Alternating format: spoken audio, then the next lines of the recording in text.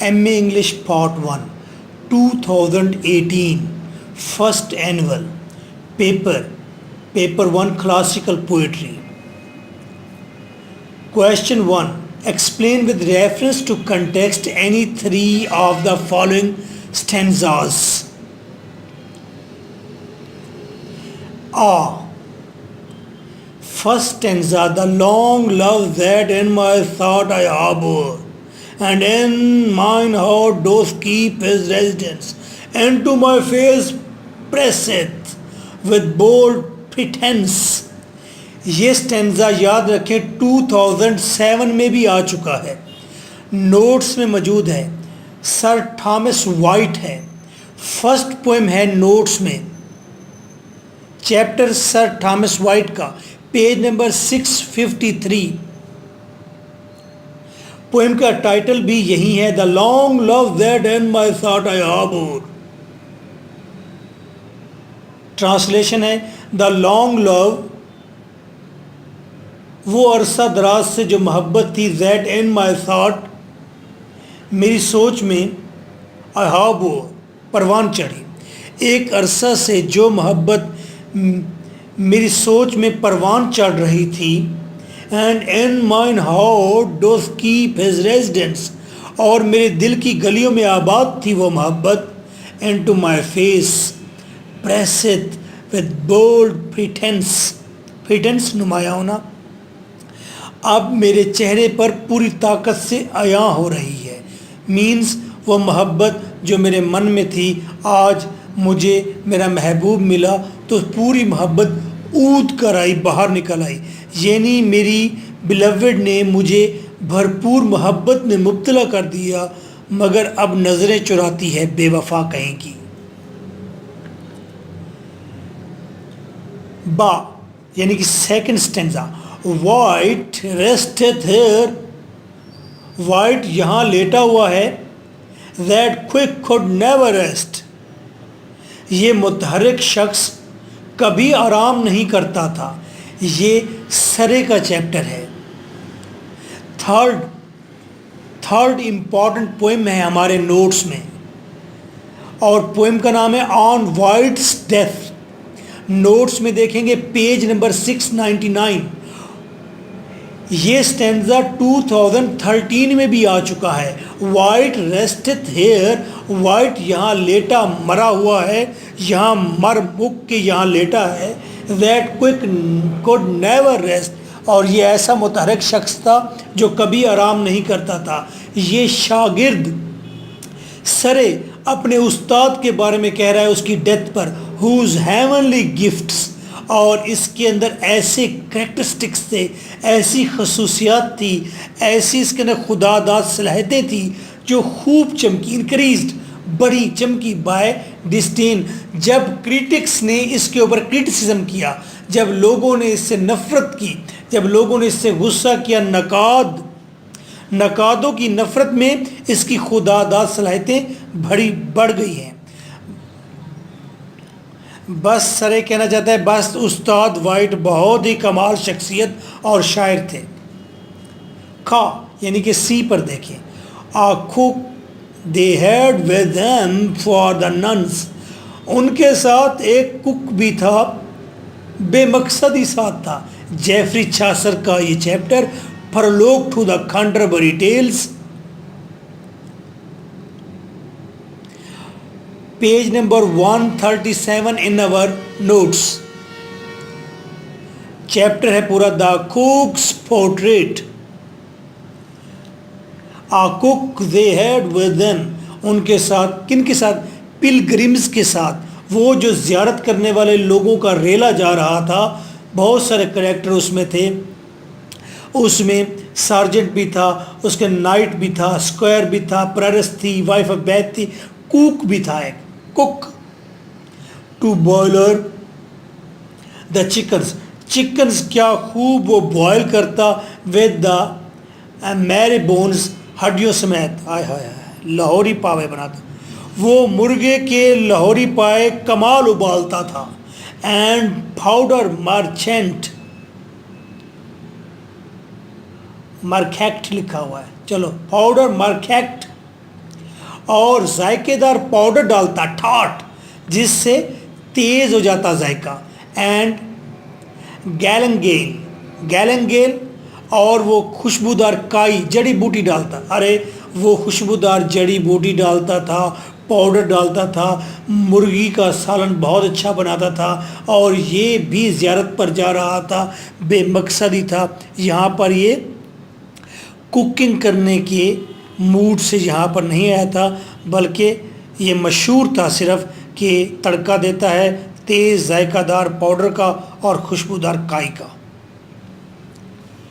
डा यानी कि डी पर देखिए, if such affront I labour to avoid, बचना, दूर कर देना। अफ्रंट कोई गुनाह जुर्म की वजह। Paradise lost book 9 line number 304 to 307। Notes में अगर देखेंगे तो 295 पेज नंबर है नोट्स में, पोइट्री के नोट्स देखें। एडम की स्पीच है, हवा को कह रहा है ईव को कि तू मेरे नाल नाल रही, सैटन लगा फिर दे थे, सैटन तुम्हें भटका देगा, मैं साथ हूँगा, हीरो हूँ, अगर हमला करेगा तो पहले मुझ पर करेगा, बस ये बात की है उसने। इफ सच अफ्रंट, अगर ऐसा कोई वजह, जुर्म की वजह सामने आई, आई लेबर टू अवॉर्ड, तो मैं उसे दूर करने की कोशिश करूँगा। फ्रॉम दी, तुमसे, अलाउन, जब कि तुम अलाउन होगी, अलाउन होगी तो फिर तुम्हें टेम्पटेशन में ले जाएगा, भटका देगा। कौन? सैटन, शैतान। ये जन्नत की बातें हो रही हैं। Which on us both at once, लेकिन अगर ऑन अस ये टेम्पटेशन आएगी, हम अलाउन नहीं बल्कि बोथ, दोनों इकट्ठे हुए, द एनिमी, वो सैटन दुश्मन, दो बोल्ड, वो शैतान गो के बड़ा दिलेर है, विल हार्डली डॉर, वो मुश्किल से ही जुरत कर पाएगा हम पर हमला करने की। और डॉइंग, अगर उसने हमला किया, जुरत की, first on me, the assault shall light, assault attack, तो अगर उसने जुरत की, हम इकट्ठे हुए, तो वो हमला सबसे पहले मुझ पर करेगा। लाइट यानी कि मुझ पर उसका हमला चमकेगा। आए ई यानी कि last stanza, here for his enemy will not drive us hence, यहाँ से हमारा दुश्मन यानी कि देवता, वो खुदा। Paradise lost book 1 third speech of Satan, notes में page number 230। Here for his enemy, ये स्टेंजा 2011 में भी आ सकता है। जिन्होंने नोट्स में जो इम्पॉर्टेंट स्टेंजे पास्ट पेपर्स बेस्ड रखे हुए थे, वो तैयार किए हुए थे, तो उनके 3 स्टेंजे यहाँ से सॉल्व होते हैं। हेयर फॉर हिज एनिमी, यहाँ पर हमारा दुश्मन, वो खुदा, सैटन कह रहा है, सैटन की स्पीच है। किसको कह रहा है? रेबल एंजल्स को कह रहा है। Will not drive us hence, यहाँ से हमें नहीं निकालेगा, जहन्नुम से गॉड हमें निकाल के कहाँ ले जाएगा। Here we may reign secure, यहाँ पर हम हुक्मरानी करेंगे ज़्यादा महफूज तरीके से। एंड इन माई चॉइस, और सैटन कहते हैं मेरे मुताबिक, to reign is worth ambition, हुकूमत करना ये एक आला दर्जे का काम है। जो इन हेल, चाहे ये हुकूमत जहन्नुम की क्यों ना हो, better to reign in hell, जहन्नुम की हुक्मरानी बेटर है, बेहतर है, देन सर्व इन हेवन, जन्नत की गुलामी से, नौकरी से। सैटन इनकरेज कर रहा है और बता रहा है उसका विजन क्या है। तो आप इस सिनेरियो में देखेंगे, असल में मिल्टन कह रहा है अपने दौर के पॉलिटिकल सिनेरियो में कह रहा है कि अगर तुम वक्त के खुदा हो तो मैं जहन्नुम का हुक्मरान हूं। फिर क्वेश्चन 2, नोट्स अगर आपने ठीक से स्टडी किए थे तो इम्पॉर्टेंट चीज़ें जो दी हैं उसमें से 3 स्टेंजास आपके सॉल्व हो चुके हैं। Question 2, write a detailed note on Chaucer's art of characterisation. Chaucer का फर्स्ट क्वेश्चन है नोट्स में, पहला क्वेश्चन, पेज नंबर 169। क्या करना था, चासर के जितने करेक्टर आपने पढ़े हैं या जानते हैं सारे लिख देने थे, बताना था उनका रंग कैसा है, उनकी फेस कैसे हैं, खदोखाल कैसे हैं, वो करते क्या हैं। बस ये आर्ट ऑफ करेक्टराइजेशन है। इतने ज़बरदस्त अलाइव करेक्टर्स हैं, ऐसा लगता है जिंदा सलामत कार्टून्स की तरह हमारे सामने आ जाते हैं। Question 3, critically analyze Saturn's character in the light of his speech in book 1। Analyse करें सैटर्न के करेक्टर को पैराडाइज लॉस्ट बुक 1 से ये क्वेश्चन है, और स्पीचेस जो सैटर्न की 5 स्पीचेस हैं उनकी रोशनी में सैटर्न का करेक्टर बताएं कैसा है। Milton's paradise lost, no doubt paradise lost book 1 पढ़िए। सैटर्न की जो 5 स्पीचेस हैं उससे पता चलता है सैटर्न एक पोटेंट हीरो है, ज़बरदस्त हीरो है। क्वेश्चन 2 है, अगर आप पैराडाइज लॉस्ट में जाएंगे नोट्स में तो सेकंड नंबर का क्वेश्चन ये आया है, पेज नंबर 266। सारे तो पहले दूसरे क्वेश्चन आ रहे हैं, जनाब मैं आपके लिए और क्या करूं। Question 4, pops the rape of the lock is a stair. Pope की लिखी हुई रेप ऑफ द लॉक, लट का कट जाना, अ स्टायर, ये एक किस्म की तंज है। On the 18th century England, 18th century में इंग्लैंड के लोगों पर ये तंज है, पूरी की पूरी पोएम मोकैप है। क्वेश्चन क्या है, स्टायर का क्वेश्चन है। बताइए क्या पोप ने 18th सेंचुरी के ऊपर तनकीद की है, क्या पोप ने लंदन के ऊपर तनकीद की है। Yes, pops the rape of the lock. Question number 1 है, रेप ऑफ द लॉक के चैप्टर में पहला क्वेश्चन आया है, और पेज नंबर भी बता देता हूँ नोट्स में, 482।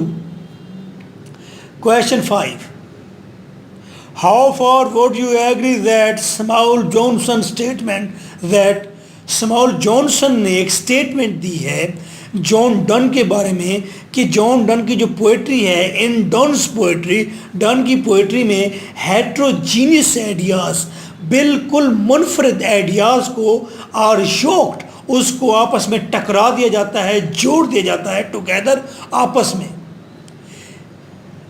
यानी कि ये सिमिली का क्वेश्चन है, यानी कि मेटाफिजिकल का क्वेश्चन है। Metaphysical, John Donne metaphysical poet उस वक्त बनता है जब वो सिमिलीज का, जब वो कंसीट्स का इस्तेमाल करता है। कंसीट्स, सारी सिमिलीज कह रहा था, जब वो कंसीट्स का इस्तेमाल करता है। जैसा कि कंसीट है कि लवर और बिलवेड ये ऐसे हैं जैसे प्रकार के 2 एज होते हैं, एक मजबूती से जुड़ा रहता है घर के अंदर, तो दूसरा दुनिया का चक्कर लगाकर वापस आता है, सिरे जुड़े होते हैं। या लवर और बिलवेड गोल्ड की मानद होते हैं, ये भी कंसीट है। जितना गोल्ड को मारेंगे वो लॉन्ग लॉन्ग लंबा होता जाएगा, मोहब्बत बढ़ती जाएगी।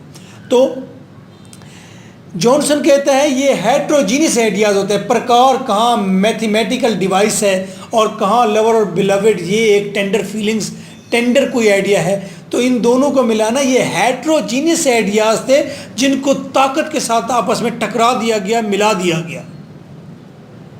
तो ये पहला क्वेश्चन है मेटाफिजिकल पोएट का। इज़ अ ट्रू, उसके अंदर ये कोटेशन मैंने यूज़ भी की है, is a true estimation of Donne's poetry. ये डन की पोएट्री की बिल्कुल सही एस्टिमेशन है, एक्सप्लेनेशन है, गेस है, Donne's poetry. Question number 1, page number 632। Question 6, discuss the main features of Surrey as a poet of English sonnets.